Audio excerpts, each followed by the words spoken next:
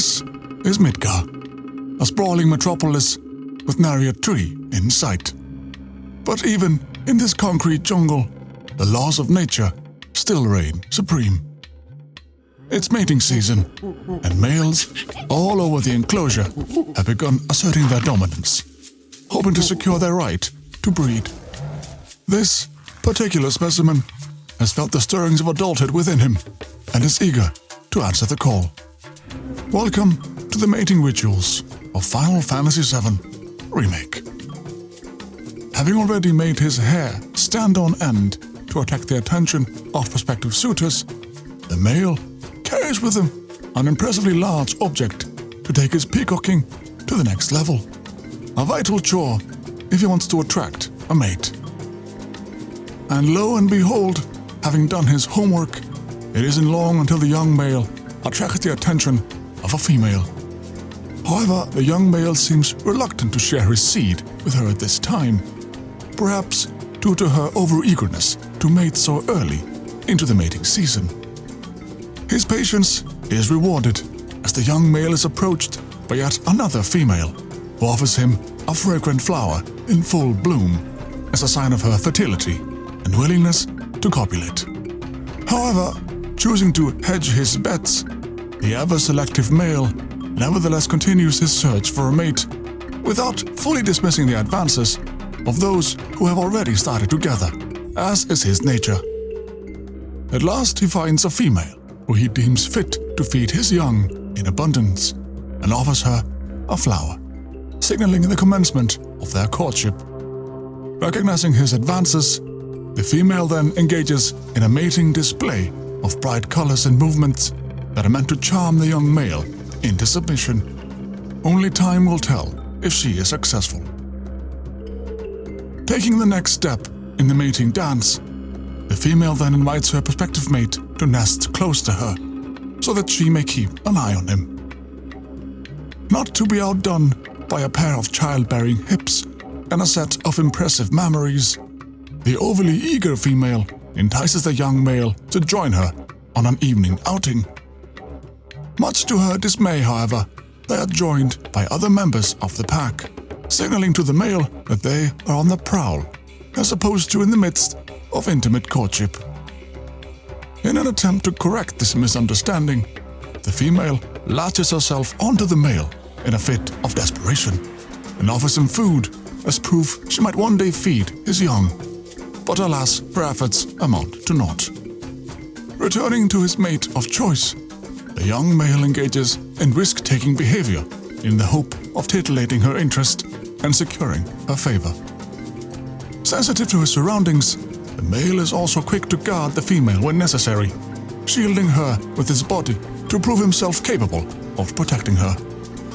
Although his valiant behavior no doubt also doubles as an excuse to establish a skinship with her. However, as his displays of virility continue, he bites off more than he can chew, and as he dangles off a ledge in an attempt to establish his dominance with a display of grip strength, he loses his grip and awkwardly plummets to the ground below, effectively losing her favor.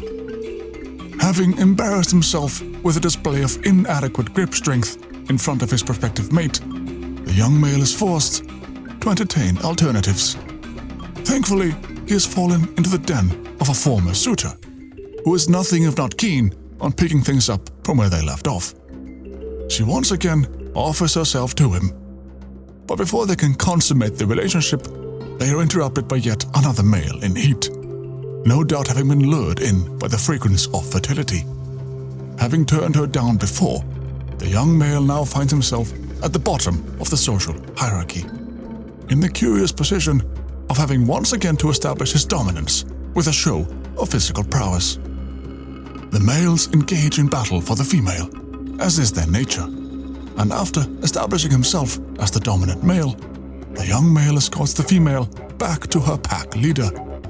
However, still smelling the scent of another on him, the pack leader drives him away.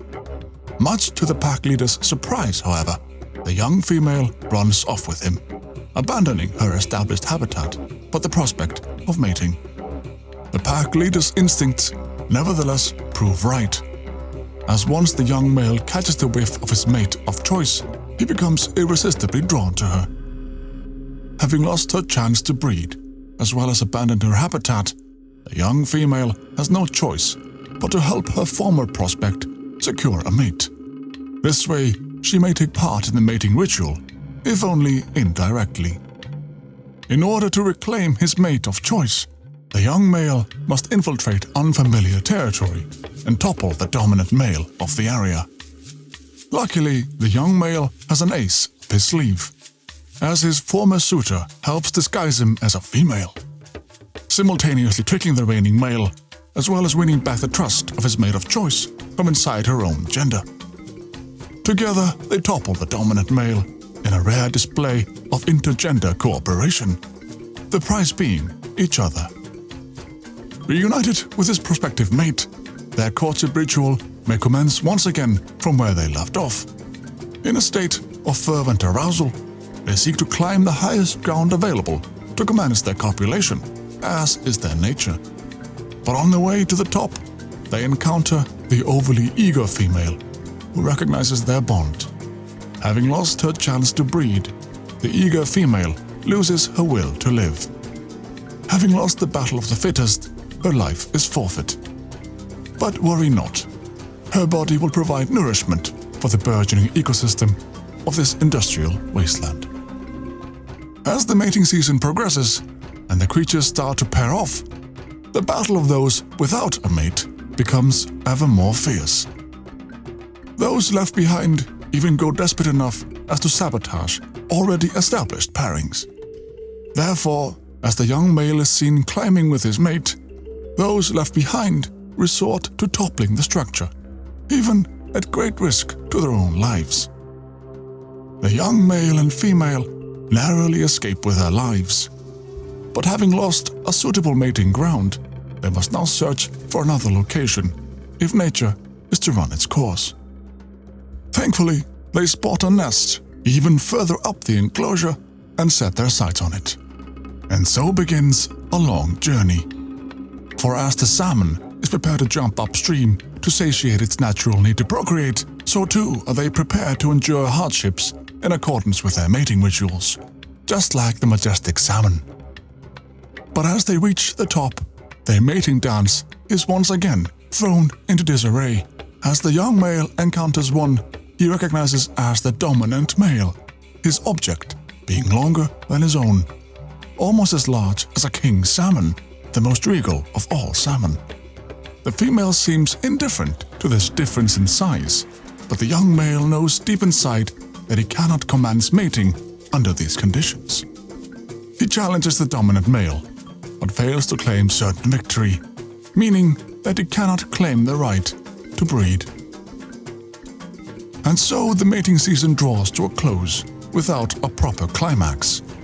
Though unexpected, this outcome goes to show that in this harsh, concrete jungle, nothing is certain, except perhaps that another mating season will arrive after this one, and that the salmon will always find its way home, eventually. Thanks for watching, and don't forget to subscribe. We hope you learned something from this very educational video, and if you're in the mood for some more Final Fantasy nature documentaries, don't forget to check out our video for the mating rituals of Final Fantasy X. Any other Final Fantasy games you think are deserving of the mating ritual treatment? Let us know in the comments below. But until next time, kaka!